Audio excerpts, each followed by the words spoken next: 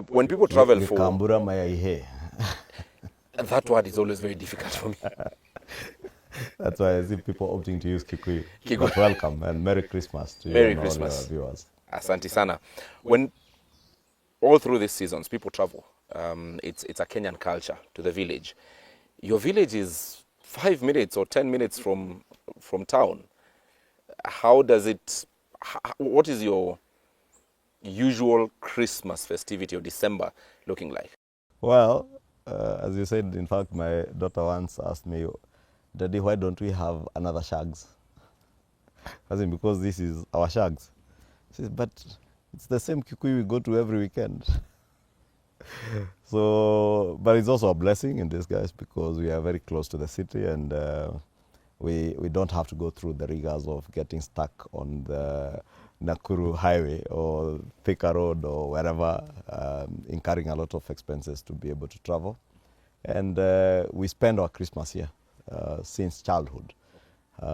We've always spent Christmas at my father's place, it's just across.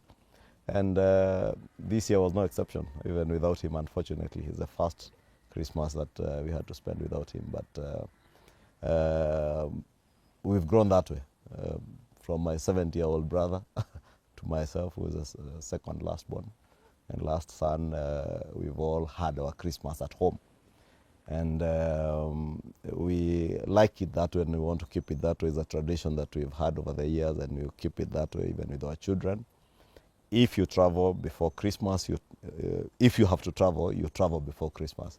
For instance, I took a few days and went with my family, and I was back on the 23rd, I think. Okay.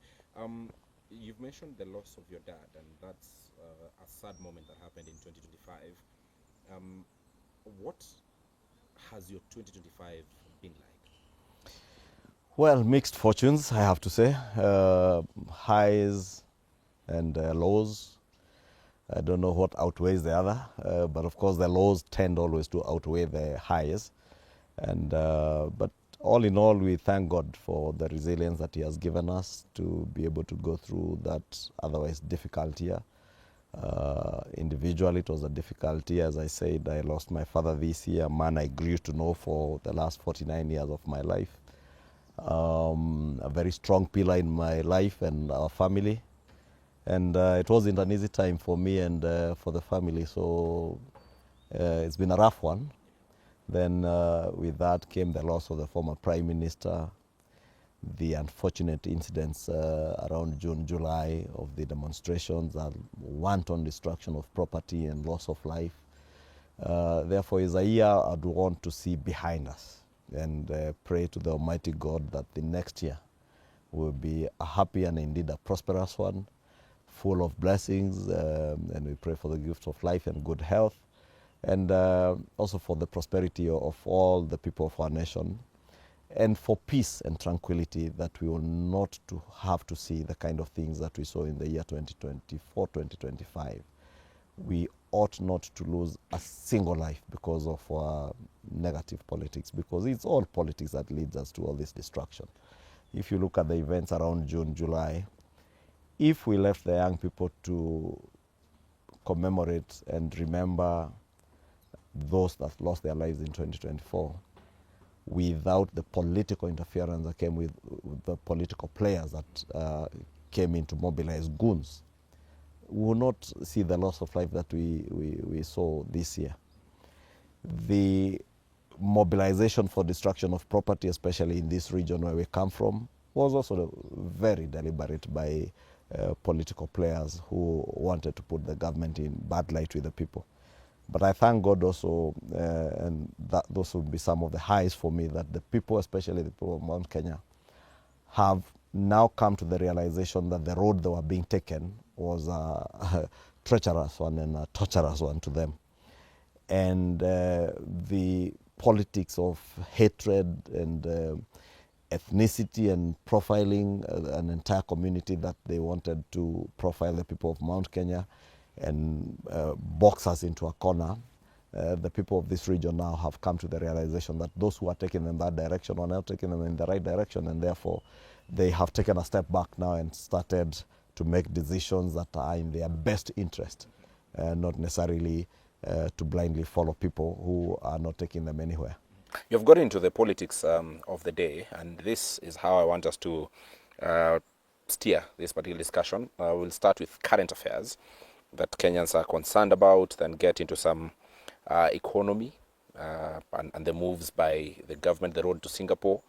We will also look at politics towards the end of this discussion. But one of the current affairs, and I want to quote what you said on December 11th, 2024, that is 1 year ago, in an interview with KTN. You said, "I see the confidence that you have, and I share the confidence that we can transform this country, but it will not be possible to do it if people are working at cross purposes." This you are saying in relation to President William Ruto at that time visiting Uhuru Kenyatta at Ishaweri, and you actually stated that you candidly told the president he needed to reach out to former President Uhuru Kenyatta.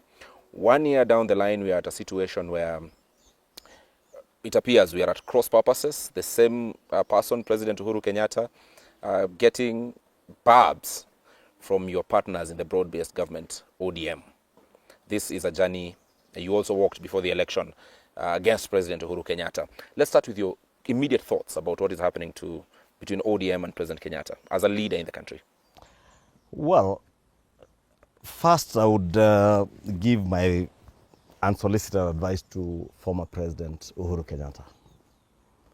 When you have had the honor to serve as a president of a country, serve for 10 years and come to the end of your term and you retire, that elevates you to another level of a statesman and a father figure for the country. And his continuous endeavors to get involved in the day-to-day politics of the country reduces that stature that he ought to hold, because President Uhuru Kenyatta is our fourth president and the only surviving former president of this country is the father figure we should all be looking up to. We unfortunately lost another powerful father figure, the former Prime Minister Raila Odinga, who had taken that stature of an African statesman, a Pan-Africanist, and a father figure, not just in this country, but in the region and in Africa. I wish and I pray that my brother Uhuru Kenyatta would come to that realization that he stands a better place when he takes that stature of a father figure. And ask him to heal. Unfortunately, when I look at President Uhuru Kenyatta, I see a man who is yet to heal from the loss of the 2022 elections. He made his fight with William Ruto too personal that he has never healed, that the deputy president he worked day and night to stop from being president became president through the support of the Almighty God and the people of Kenya. He is yet to heal from that. And it's true. I had a sitting with the president and we spoke and asked that he reaches out to the former president.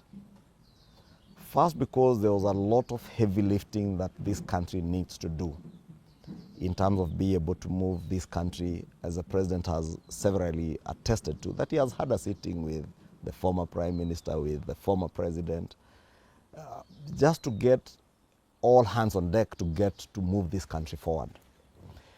Because many a times we lose opportunities to move the country forward because we are working at cross purposes.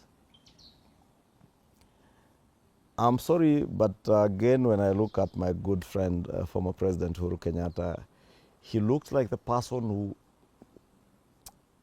tends to overwork to bring others down so that he remains the greatest of all times. You think so? I believe so.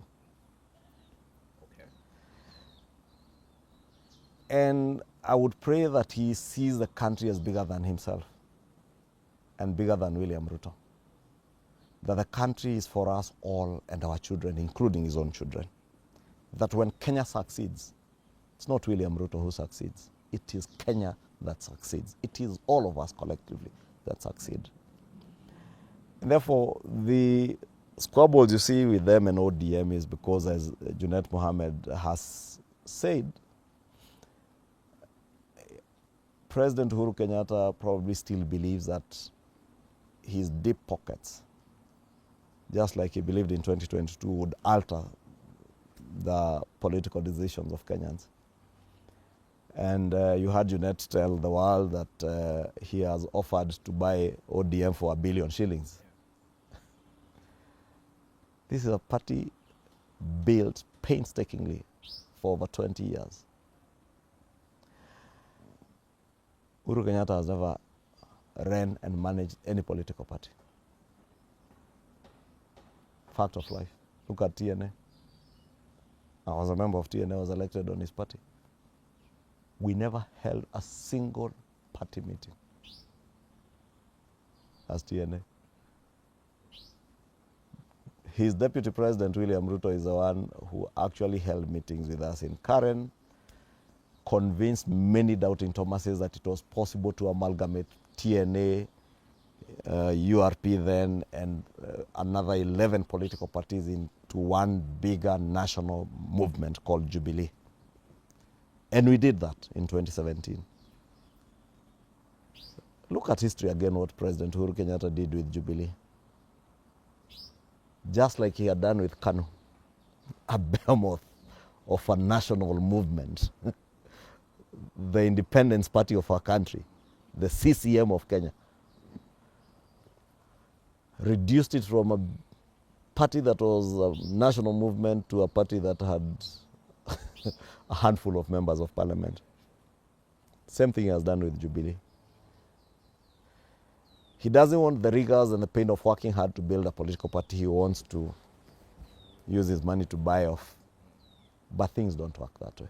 When you hear Junet say President Uhuru Kenyatta wants to buy the party with 1 billion shillings, when you hear yesterday the governor of Homa Bay, chairperson of ODM, say tutapambana perpendicularly, some may think it's political talk. Do you believe them? Do you believe the allegations? I believe them. And I spoke to the Honorable Junet when he said that in public, and I did put a call through to him and asked him, and he attested it is indeed true that those who they have reached out to within ODM are telling them. And indeed, I also know for a fact, and you've heard many of us speak of the sponsors of certain political activities in the past. And it's a fact of life that my good friend, former President Uhuru Kenyatta, has spoken to those people. He has been funding some of those characters you see running around. Unfortunately, some of them are more too willing to give information. I remember one time they went to that church in Eastlands, the one presided over by a pastor called Manyuru, and they donated 1.5 million shillings. And as some of these characters are not known to give even 50,000 shillings in church. So I asked one of them there, and he said, haikuwa pesa yetu, ni Uhuru alitupea, and yeye anatusaidia kuzunguka. And it is okay to help, but help in the best interest of the country. Don't help to undermine. In fact, to undermine, in the worst case scenario, your successor. Because William Ruto has succeeded Uhuru Kenyatta. If there's anybody who has helped push the agenda that Uhuru Kenyatta had for this country, is William Ruto. He has done it better than Uhuru Kenyatta did himself. Remember, Uhuru Kenyatta abandoned universal health coverage midstream. Remember, President Uhuru Kenyatta abandoned the housing agenda that was to transform this country, not just in terms of building houses, but also in creating job opportunities for young people and spurring growth of a manufacturing sector. He abandoned in midstream because people made noise at him. Thank God for the resilience and courage of William Ruto, that amidst all the insults and the negativity, he has held still and remained focused on the course to transform this country. And that's why today I remain very confident that it is possible, indeed, as he tells us, within our lifetime to transform this country from being a middle-level economy to a first-world economy. Mahesh, how you're speaking right now, especially to the person of Uhuru Kenyatta, is very different from the magnanimity you had in this interview with KTN December last year, exactly 1 year ago. And at that time, we'd seen President Kenyatta with President Ruto, of course, and some very positive talk was coming from your quarters about the former president. Is this to indicate that the friendship that the regime desired with President Uhuru Kenyatta hit a snag? I was magnanimous, I remain magnanimous. For me, and I've said it before, I have absolutely nothing personal against the person of President Kenyatta. I worked with President Kenyatta for 10 years as my president, elected under his party as member of parliament in this constituency. He did not do much to help my people as President William Ruto has done to help my people in this constituency in terms of rolling out development projects and also in terms of focus to delivery on things that you promise the people. But that is my personal view and my opinion of the two presidents that we have had in the recent past. And the views I'm giving you are also my views, my own opinion of what I see when I look at President Kenyatta. And even last year when, and even early this year when he asked President Ruto, reach out to all these leaders, let's bring the country together. And the president was very magnanimous also to say, I indeed have reached out to them and I'll continue reaching out to them. And even today, President William Ruto is still very open to reaching out to other leaders, not just President Kenyatta, but even other leaders, even those within the opposition, who see the bigger vision that he has for the country and who have the interest of the country at heart. What I take exception to with my former president is what I said in the beginning, how I pray that he would rise above the day-to-day politics of the country, become our father figure, our reference point even as leaders. Today, for instance, if I had a problem with President William Ruto, I would have gone to my father, my late father, because he would talk to President William Ruto. And they were good friends also. President Ruto invested time in visiting my father every now and then, and he would come and have a chat with him. Probably then I would have gone to my dad and told him, hey, Mzee, let's ask the president to have a sitting with you, have this and that problem with him. Who would I go today? That person should be Uhuru Kenyatta. When push comes to shove, and the politics of the day take a center stage, and there's something that you need to do as a country in the best interest of the people and in the best interest of the country, the person who ought to bring people together should be a former president. That is what happens in other democracies. That is what happens all around the world. I see the likes of Jakaya Kikwete, Benjamin Mkapa, and others before him. In other countries in Africa, we have seen that happening. In countries where former presidents become antagonistic against their successors, we've also seen what happens. We've seen what happens in countries where those who succeed former presidents become vindictive, and I thank God that President William Ruto never became vindictive. The kind of things that were done to President Ruto as deputy president, had he been a vindictive person against President Kenyatta and those who served in his regime, people who even killed people, murdered people, simply because they worked with President William Ruto. I take you back to 2022 because we tend to forget the two young Indians and a taxi driver who were murdered and their bodies dumped to be eaten by hyenas and tigers in their badeas simply because they were working for William Ruto. Had William Ruto been vindictive, some of these characters running around here would not be running around. Had William Ruto sought to become vindictive against his former boss, we would not have a country today. And that is why also I'm informed as a leader that we must always look at what is in the greater interest of the country and forget the personal differences that people have. That's why I say I have nothing personal against anybody, not against the former president, not against anyone who who had things to say of worse things than me to say of the former Prime Minister, the late Raila Odinga. But you saw in 2023, after the demonstrations of 2023, I was among the people who sat with President William Ruto, former President Obasanjo, and the former Prime Minister, two other gentlemen that I don't want to get into their names here because it's not the public purview, and sat with the former Prime Minister. And therein NADCO was born. And we were able to manage the politics of the day and the temperatures that were there then and get our country to move forward. Because we all act in the best interest of the country. Sure. Let's take this conversation forward and wind up with President Kenyatta, perhaps with this question for clarity, because Kenyans would want to know. There appears to be, at one point, some friendship formed, the other point, it's gone. You are very key in this government and a very close ally of President William Ruto. How would you rate the acceptance by President Uhuru Kenyatta, or the willingness by President Uhuru Kenyatta to let bygones be bygones with this regime on a scale of 1 to 10? 10 meaning he's very open to letting bygones be bygones. 1 meaning not very. Oh, on a scale of 1 to 10, I think it keeps oscillating. I don't know, depending on what. Because, for instance, when the president reached out to him, that time you'd have said he was probably at about 6 out of 10. In the last few months, I think it's gone down to about a 4 out of 10.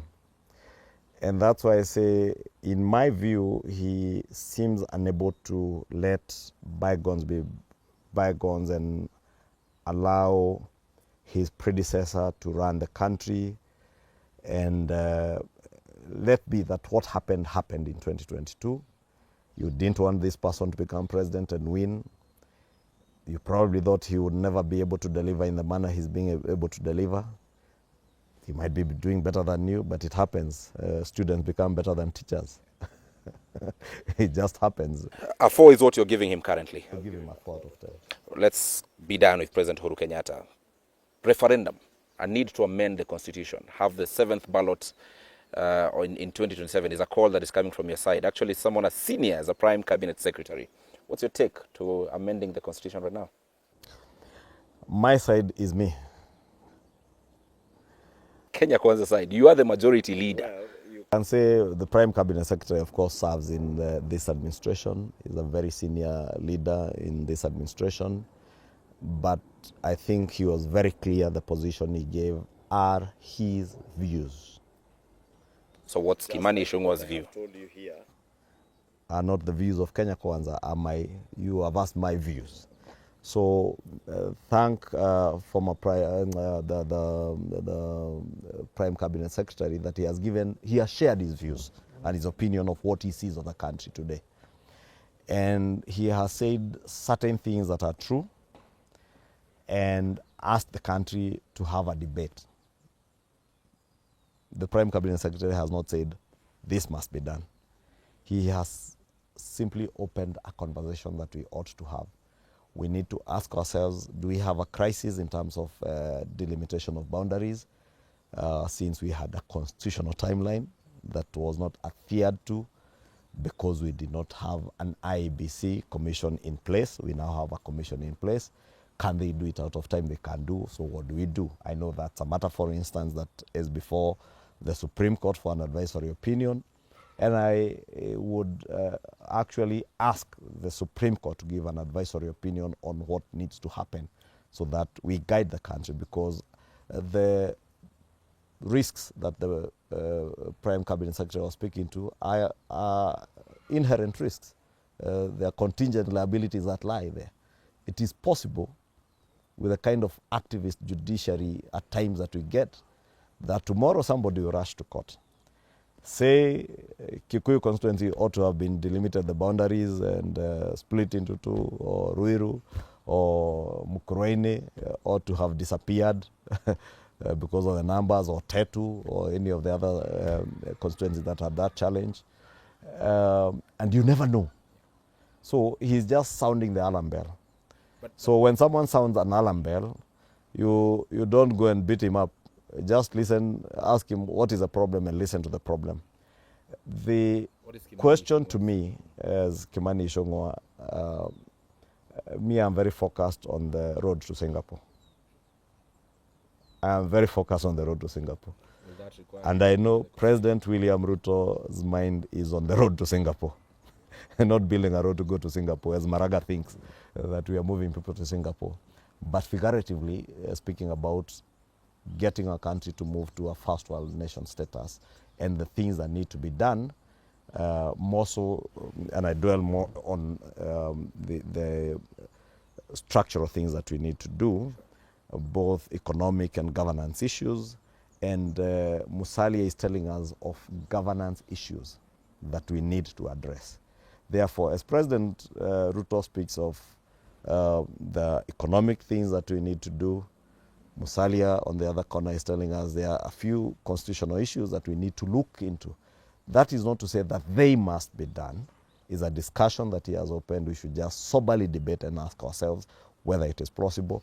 As Kimani Ichung'wa, where I sit, I think we would polarize the country too much to bring in many issues into the ballot. Two, I think the debate as to whether we can amend our constitution now or tomorrow is also a debate that we ought to have. How to amend is another debate, because there are three major ways through which you can amend a constitution. The popular initiative route you saw from the BBI experiment is a near impossibility.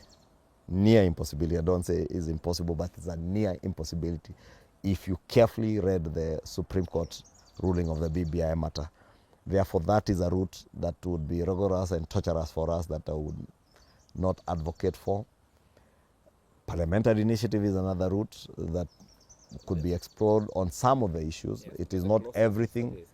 It is not everything that you could do, but you could do a parliamentary initiative, and if you have the numbers, the issues that need to go to a referendum, you take them to a referendum.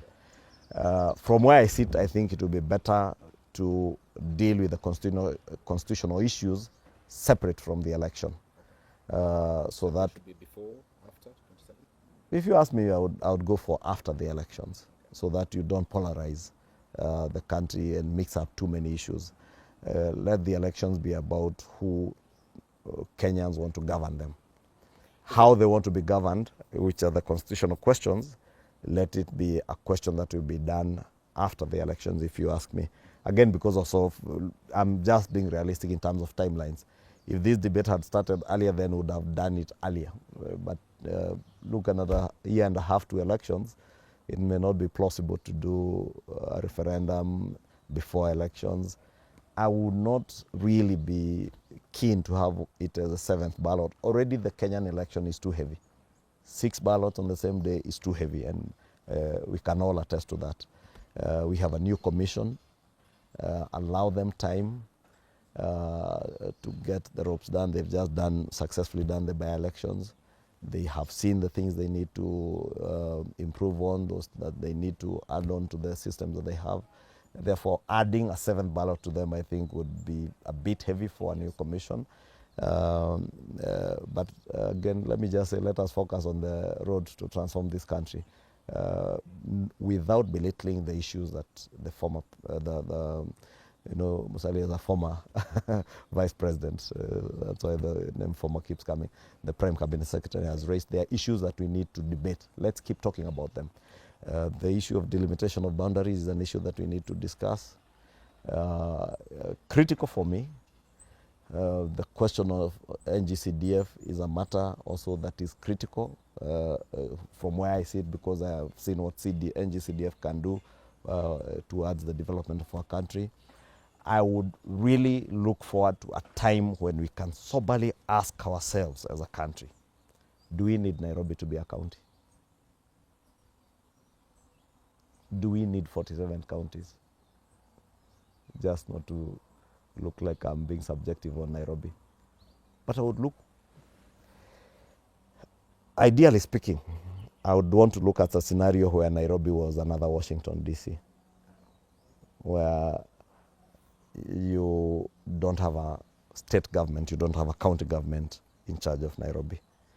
And those are issues that I know are not debatable at this time. We need to be at a time where we are not mixed up with many other issues. It would be another point I would add to the Musalia issues, whether we should have Nairobi being removed as a county, for instance. It remains the capital city and probably a minister, like the metropolitan minister that was there during the Kibaki times, appointed by the president and put on his toes, and probably now split the city into smaller cities with mayors or some sort of governance structure. Food for thought, as I'm saying. Remember, it took us almost 30 years to get this constitution, from the 90s to 2010. Actually, we began from 82 after the attempted coup and the change to a one-party state. That's when the clamor quietly began of changing the constitution. But it wasn't until 2010 that we had a new constitution. Right. It doesn't mean that we should take the same number of years, but I'm just saying it's not a process that we can rush into. Your answer is recorded. I would want us to take a quick break. Then when we come back, we'll ask about a couple of questions, including those who say that there is an intention by Kenya Kwanza and President William Ruto to extend his term. Should he win a second term, then do long term. Let's take that break. Welcome back. You're watching NTV on this exclusive interview with the leader of majority, the National Assembly, Kimani Ichung'wa. My name is Ibrahim Karanja. Mhesh, what is long term? Long term. The opposite of short term. Because it's increasingly being used on political podiums by your side. In fact, when President William Ruto made his State of the Nation address, at some point, members of parliament rose, said 2-term, and some said long term. What does that mean? Don't take everything you hear on political platforms too seriously. I think I first had it in Bere with CS Ruko when he was saying him is long term, meaning he's not going for 1 term, he's not going for 2 term, he's long term, he's cabinet secretary in the long term. That's the first time I had that term long term. I've had 4 term here in Kikuyu, I've had others tell Kindiki 4 term. But it's just that. It's just political sloganeering, nothing beyond it. Is there a plan to extend, alter the constitution, give President William Ruto more than 2 terms? How? Alter the constitution. You're already seeing conversations about amending the constitution by the Prime Cabinet Secretary. What I've seen from Musalia has nothing to do with terms of office of the president. Now, how it's being interpreted, is that Musalia is using a lot of excuses, a lot of reasons, just to hide the main reason, which is altering the presidential term limit.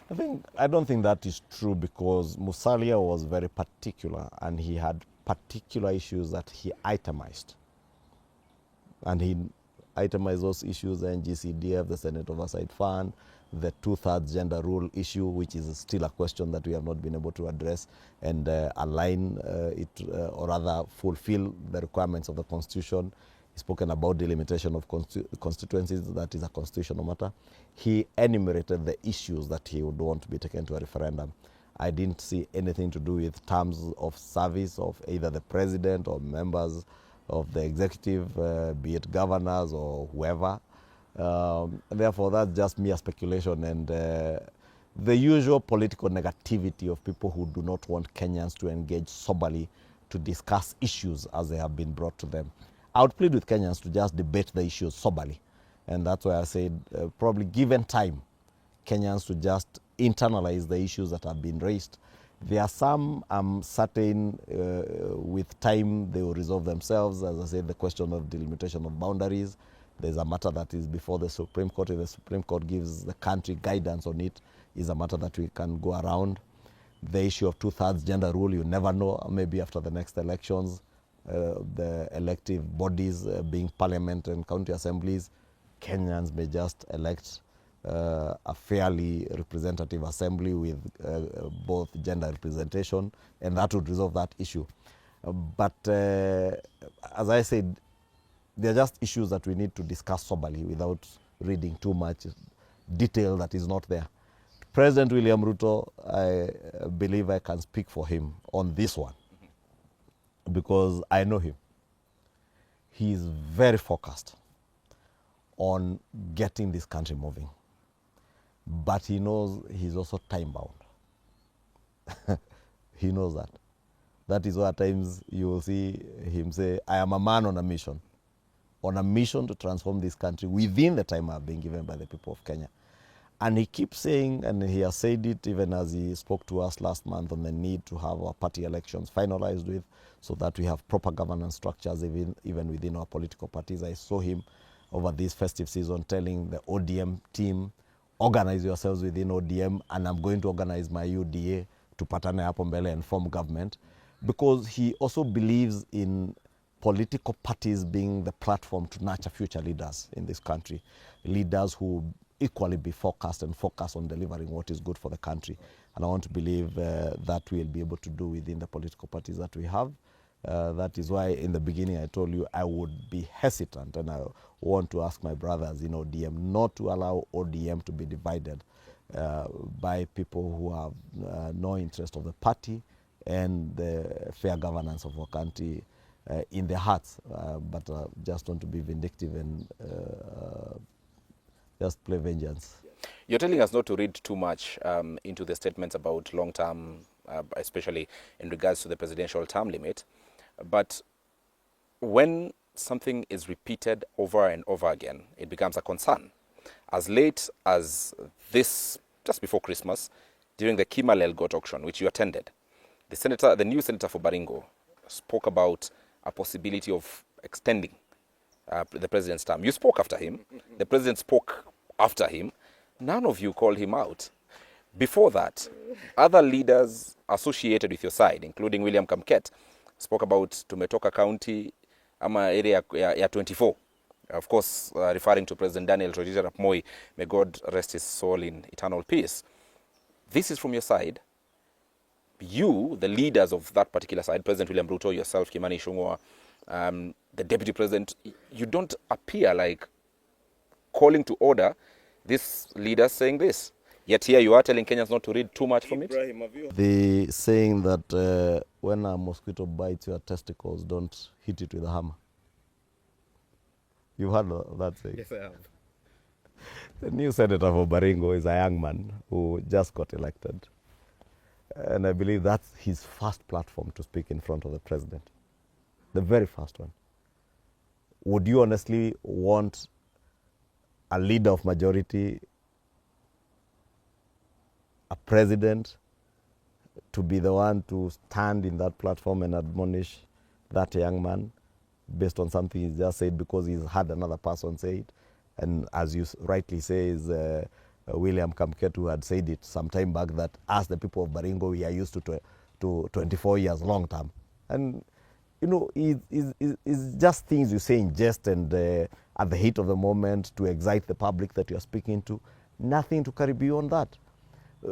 In actual fact, if I spoke to it, I believe that's what you guys in the media would want and say, oh, there was confrontation between the new senator for Baringo and the leader of majority because the senator for Baringo comes from President William Ruto's backyard and has said long term, and the member for Kikuyu has said no. But I have told you, from where I stand and knowing President William Ruto and speaking to him almost on a daily basis, he is not interested in going beyond his 2-term limit. But he is very interested and focused and committed to ensuring that he leaves this country in a better place than he found it, and on a trajectory that he will also nurture leadership that will take this country beyond his 2 terms. That trajectory has now been christened the road to Singapore. Yes. What is this about? The president spoke about it for the first time during the State of the Nation address, cited 4 sectors that needed proper work: energy, infrastructure. He spoke about, if I'm not wrong, I think agriculture. which was the fourth one? Water. The opposition is actually saying this is political messaging. In 2022, we had Hustler Dynasty, bottom up. Now it's the road to Singapore. Please tell us, what is this about?